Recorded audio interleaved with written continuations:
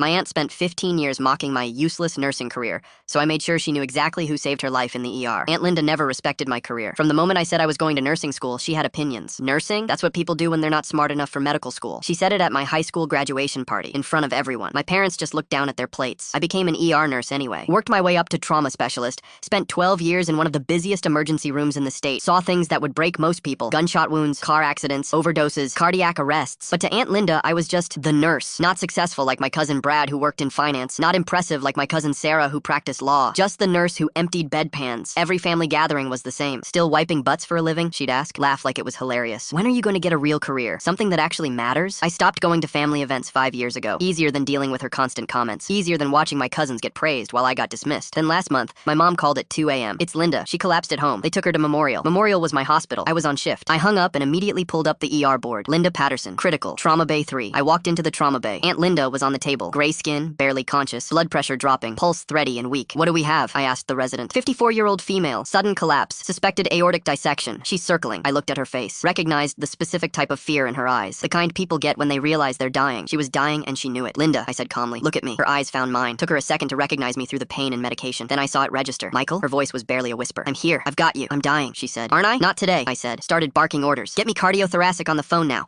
I need 2 units O negative running wide open. Prep the OR. Someone page doctor. Reyes immediately. The resident hesitated. We should wait for the attending. I said now! My voice cut through the chaos. I'd seen aortic dissections before. Waited too long once. Watched a patient die on this same table. Never again. I worked on her for 40 minutes. Stabilized her enough for surgery. Managed her pain. Kept her blood pressure from bottoming out. Held her hand while they wheeled her to the OR. You're going to make it, I told her. She grabbed my wrist. Weak grip. Tears running down her face. Michael, I'm sorry. For everything. For every terrible thing I said. Tell me after surgery, I said. 8 hours later, the surgeon came out. She's alive, barely. Another 10 minutes and we'd have lost her. He looked at me. Your quick response saved her life. Textbook trauma protocol. You should be teaching this. My family arrived. Mom, Dad, Brad, Sarah. They were all crying, asking questions. I gave them the medical rundown. Linda would live. Recovery would be long, but possible. She'd need months of physical therapy. Brad pulled me aside. Man, I had no idea you were this good at your job. I'm an ER trauma specialist, I said. This is what I do. Mom always said you were just a nurse. I am a nurse, I said. That's why she's alive. 2 weeks later, Linda was awake and stable. I visited her room. She was sitting up. Color had returned to her face. Monitors showing steady vitals. Michael, she said when she saw me. They told me what you did. The surgeon said you saved my life. I did my job. No, she said. Her voice was firm despite being weak. You saved the life of someone who spent years treating you like garbage. You could have let someone else handle it. Could have walked away. That's not how this works, I said. I took an oath. I'm sorry, she said. Tears started running down her face. I'm so sorry for every horrible thing I said. You have a real career. An important career. I was wrong about everything. I sat down next to her bed. You were wrong, I said quietly. But you're alive to apologize. That's what matters. At the next family gathering, Linda introduced me to everyone as my nephew, the ER nurse who saved my life. She said it with pride. Repeated it 5 times that night. Wouldn't let anyone change the subject.